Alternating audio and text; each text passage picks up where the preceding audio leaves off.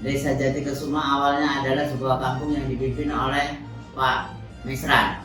Kemudian kepala desa pertama adalah Ahmad Raji, kepala desa kedua adalah Bapak Temelin, kepala desa ketiga adalah Bapak Tukimin, kepala desa keempat adalah Bapak Pujo Siswoyo, kepala desa kelima adalah Bapak Haji Boniman, kepala desa keenam adalah Ibu Puji Mariati, kepala desa ketujuh adalah Pak Haryadi, kepala desa kedelapan adalah Pak Bambung Wasito, kepala desa ke-9 saya sendiri Indarto. Itulah profil pemerintahan desa Jatikesuma. Kemudian luas daerah desa Jatikesuma 285 hektar dengan 3 kepala dusun. Kepala dusun 1 Mahmud, kepala dusun 2 Misno, kepala dusun 3 Lekun Perdamaian Tabuke. Jumlah penduduk Jatikesuma ataupun jumlah kakaknya adalah 1268 kakak dengan jumlah penduduk sekitar 4.450 orang. Kemudian pendapatan asli penduduk desa Jatikesuma adalah 60% pertanian, 30% karyawan perusahaan, yang 10% PNS dan karyawan harian lepas. Untuk masalah Desa Jatikesuma, untuk saat ini Desa Jatikesuma memiliki lahan pertanian yang sangat luas, di mana hasil-hasilnya seperti tanaman keras seperti jambu itu diproduksi ataupun diolah dijual melalui kelompok-kelompok jambu yaitu Citra Kesuma. Untuk tanaman hortikultura seperti jagung manis itu dipasarkan melalui pasar itu yang berada di Simalingkap dan juga pasar di seputaran Medan yaitu di MTC. Assalamualaikum warahmatullahi wabarakatuh. Perkenalkan, nama saya Dianto Anjaraswa. Saya perangkat desa Jatikesuma. Ini kita ada datangin salah satu peternak yang ada di desa Jatikesuma, yaitu peternak lembu atau sapi yang ada di desa Jatikesuma. Nah, di sini kita akan melihat beberapa ternak lembu yang di sini juga ada, di sini juga ada. Nah, ini di sini banyak indukan. Indukan ini yang ditujukan untuk breeding. Jadi kita kalau umpamanya lagi musim kayak gini, peternak biasanya itu pelihara indukan. Tapi kalau umpamanya dia mudah mendekati itu lakas, dia baru masukkan pejantan-pejantan. Nah, ini diisi penuh semua kandang-kandangnya. Nah, biasanya peternak Jatikesuma itu sering melakukan hal seperti itu. Nah, kandang ini sudah berdiri sejak tahun 2009 secara konvensional, yang dalam arti masih dikelola secara manual, sistem pedesaan. Nah, ini kita pola pakan hijauannya disediakan, diambil dari lahan, terus nanti disediakan di sini. Itu pola pakan tetap sama semuanya, pagi, siang, sama sore. Kalau ada orang yang dia peternakan ekstra, misalnya kayak populasinya udah banyak, itu pasti malam dikasih tambah lagi. Kalau untuk minumnya pun dikasih itu ya, cuma tambahannya cuma garam. Ya, gunanya untuk palatabilitas. Jadi, palatabilitas itu nilai tingkat kesukaan. Ketika air itu bercampur dengan garam, ada rasa asin. Nah, konsumsi air di sapi itu meningkat.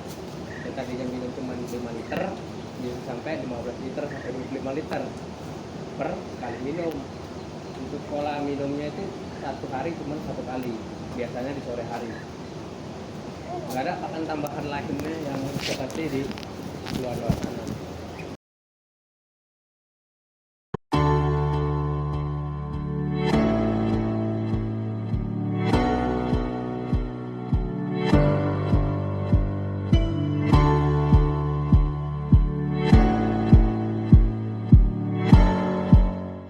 Kelas sarana dan sarana kesehatan di desa, yang pertama itu ada praktek bidan, ada dokter praktek juga, ada 2 dokter umum, terus juga ada posyandu, posyandu ada setiap dusun, di dusun 1 dan dusun 2.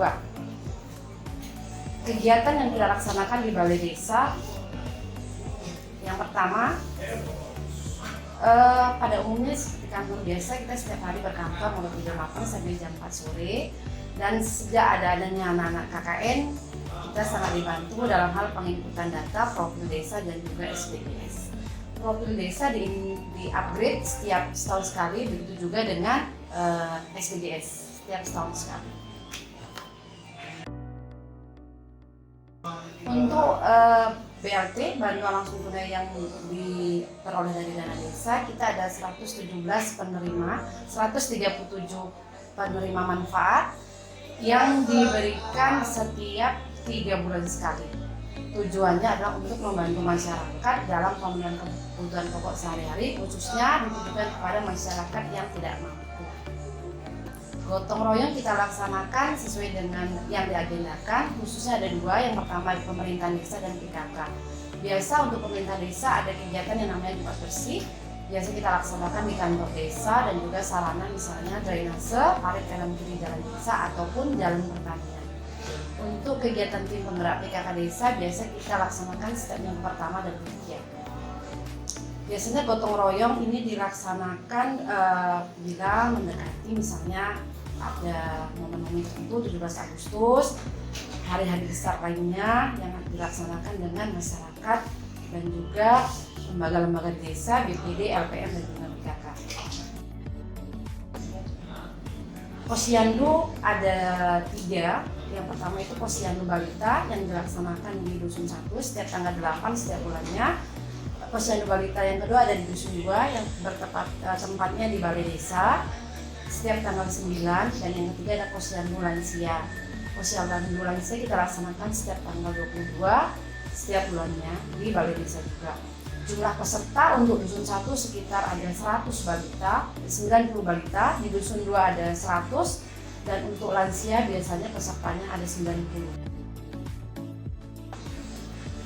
Selain posyandu lansia dilaksanakan juga senam lansia yang kita laksanakan juga setiap 2 bulan sekali, minggu pertama minggu ketiga. Tujuannya adalah untuk lebih mengaktifkan lansia dan juga untuk meningkatkan kesehatan lansia pada umumnya. Perayaan HUT RI yang ke-77 di Desa Jatisma tahun 2022 agak sedikit berbeda, di mana kami kedatangan 2 kelompok mahasiswa UNMED dan UINSU. Mereka sangat membantu kami dari persiapan rapat, juga dalam persiapan melaksanakan kegiatan HUT RI, misalnya pemasangan spanduk, gapura, dan juga pemasangan bendera di rumah warga.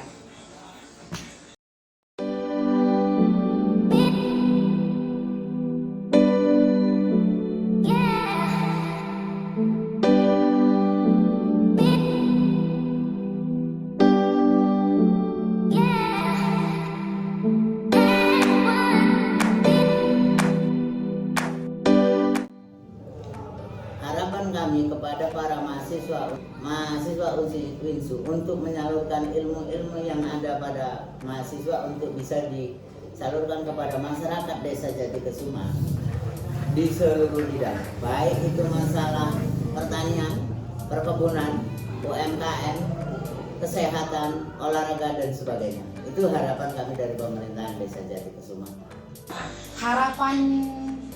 Harapan kami tentunya untuk Desa Jatikesuma menjadi lebih baik, lebih maju, lebih terintegrasi, berbineka, lebih lagi